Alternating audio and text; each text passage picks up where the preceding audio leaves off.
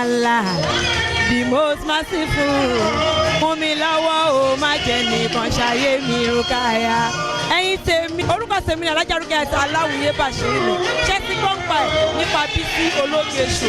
Fún ayẹyẹ lóríṣiríṣi lọ́tún lọ́sùn. Ṣé bá fẹ́ kó gbọ́ nípa yín nípa ayẹyẹ yín káàkiri àgbáláyé? Ẹ kàn sí Bísí ológe ṣò lórí YouTube, lórí Facebook, lórí Twitter, lórí. Orúkọ mi ni Ọlámilẹ́kan Àyànlá àti gbogbo yín pátápátá mọ̀ sí 220. Kí ni èdè tí ẹ fi wà nígbà yín àṣàyẹ? Mo wá nítorí pé à ń tún ayẹyẹ ọjọ́ ìbí bàbá mi ṣe. Ibrahim Chatta Abíọ́dún Òjòjà ọmọ Tọ́lá Àjàdí ọmọ Tápàlẹ́ ìgbé. So torí ẹ̀ la ṣe wà ní ìlú Ìbàdàn níbi ilé club XS. Tani Ibrahim Chatta jẹ́ gan tí ilé ìwà àti nínú iṣẹ́. Ó máa há dídé láti ṣàlàyé bí Ibrahim Chatta ṣe jẹ́ sí because ilẹ̀ máa mọ́ bá wa bèbè ilẹ̀ máa tó máa ṣù. But all I can say is Ibrahim is my father, mentor. Ibrahim is my everything. Wallahi alazim is my everything. Ibrahim jẹ́ nǹkan dáadáa tí wọ́n ṣẹlẹ̀ sí yẹn tí yẹn máa ń dúpẹ́ pé Ọlọ́run dúpẹ́ pé nǹkan bá ṣẹlẹ̀ sí. Because tí èèyàn bá ń wò níwájú èèyàn máa rí pé aṣíwájú dáadáa ni tí èèyàn ní kọsẹ̀. Tí èèyàn bá ń wò nípa kéèyàn ń wà èèyàn máa rí pé àwọn tó máa ń sọ pé husnul khuluqi ìwà tó dáa láyé nínú àwọn tó máa ń wò nínú wọn ló wà. So Ibrahim kì í ṣe ẹni tó máa ń fojú pààyàn rẹ̀ kò kì í ṣe ẹni tó máa ń wá ṣubú èèyàn. Kì í sì rò pé ó ṣe wá dáa fẹ́nìkan kò tí ì dáa fún un ó gbà pọ́lọ́ ló máa jẹ́ kó padà dáa fún un nígbà àwọn kan yẹn la kọ́ lọ́dọ̀ ẹ̀. So Ibrahim Chatta is everything to me. I love so much. I love him. Even when my father was alive, I told my father that Bami, will never Bami, Ibrahim lórúkọ rẹ̀. Ó ṣe rí nù. Àmọ̀ràn lẹ́wà lè ní fún wọn ní ṣókí.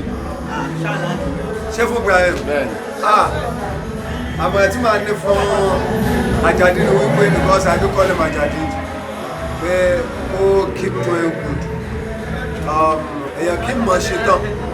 Wọ̀ ìwọ̀nba bí tó bá ti rí fóun tí ń kú rí ẹ̀ka tó kú tún ṣe torí kì í ṣe ẹlẹ́ka kò rẹ́ ṣàdẹ́gbà Muhammad sallallahu alaihi wasallam.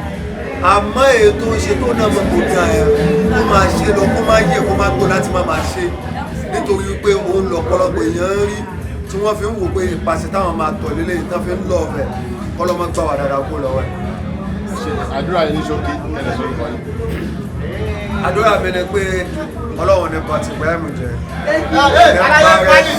oníjẹ́ kó tán onífàmù ṣe oníjẹ́ kó rí ìnira tí òun bá wá jẹ́ kó rí gbogbo ẹ̀ àtòun àtaya àtọmọ àtẹbí àtara àtọ̀rẹ́ àtòjúlùmọ̀ Ọlọ́run ló jẹ́ fún ara burú lágbára Ọlọ́run ọba yóò rí bẹ́ẹ̀ yóò ṣe bẹ́ẹ̀ àti gbogbo ẹni tí ń gbọ́ mi báyìí tẹ́ tó padà máa wò ó rí bẹ́ẹ̀ fún yín láàbẹ̀wọ̀lá fún ọ̀tá yìí lábẹ́lá.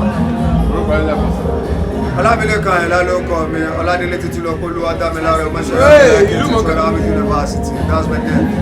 Do alias 220. ẹ ṣe gan. I'm Mr. Emmanuel Daniel, CEO, Zenith Estate and Properties Limited. We are here to celebrate our own friend and a brother, Ibrahim Chatta, and we are here to support him also as a brand, as a company. Yeah. Ibrahim Chatta is a very well-known actor in Nigerian Hollywood, and he has contributed a lot in terms of empowerment and other things he has done in terms of hunting of talent, and we see him as an amazing person and somebody who has contributed to the society, and that's why we are here to show him love tonight. Okay, can you tell us the relationship between you? Ibrahim Chatta is very, very close to our own brand. In fact, we are actually one of his favorite fan. Yeah. So and we got to know Ibrahim Chatta through Good Meda, and we are actually close. So I don't want to disclose more about that. What's your prayer? Our own prayer is that God Almighty will sustain him, will keep him, will grant him sound health, will make him achieve more, and by the grace of God, God Almighty will be with him and give him more wisdom to excel in his movie career. Let me know about your company. Alright, Zenith Real Estate and Properties Limited is a private-owned real estate firm that is into estate developments. Currently, we have estates in Ibadan and also at Abeokuta. We have 4 estates in Ibadan: Kings Park Estate, which is close to the train station, Sun City Estate, Yogo Park Garden, and Achievers Estate at Ido. We have 2 estates at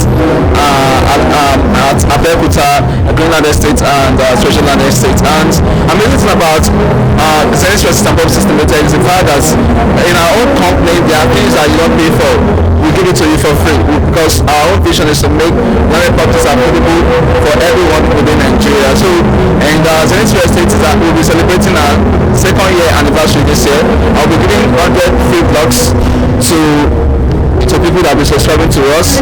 That's number 1. Number 2, we'll be giving a free plot of land through our raffle draw, and we'll be giving amazing gift items like ram, bag of rice, and other amazing gift items to anyone who subscribe to our own land. So what's your prayer?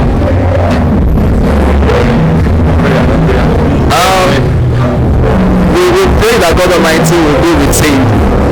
God Almighty will keep him and sustain him and make him achieve greater heights in Jesus' name. My name is Mr. Emmanuel, CEO, Zenith Real Estate and Properties Limited. Yeah, this is everyone that has patronized Zenith Real Estate and Properties Limited knows that Zenith Real Estate and Properties Limited is the number 1 real estate in Nigeria and Sub-Saharan Africa, and they know that whenever they buy land from us, they buy 100% peace of mind. So our own advice to them is that they should just keep patronizing us, and we are here to give them the best.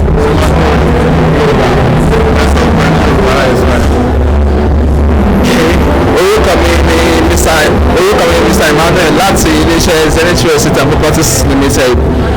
Nǹkan tá a wá fún lónìí àti sọ́pọ́ọ̀tù ọ̀rẹ́ wa Ibrahim Chatta tó jẹ́ eléré. So and we àgbàdúrà fún ọ pé God Almighty will sustain him and keep him. That's our own prayer for him. So kò jù bẹ́ẹ̀ lọ. Thank you. Orúkọ mi ni Mr. Emmanuel, CEO Zenith Real Estate and Properties Limited. Thanks for watching this video. Please don't forget to click on subscribe button. Kindly comment and share. We drop new videos daily. Thank you. God bless you.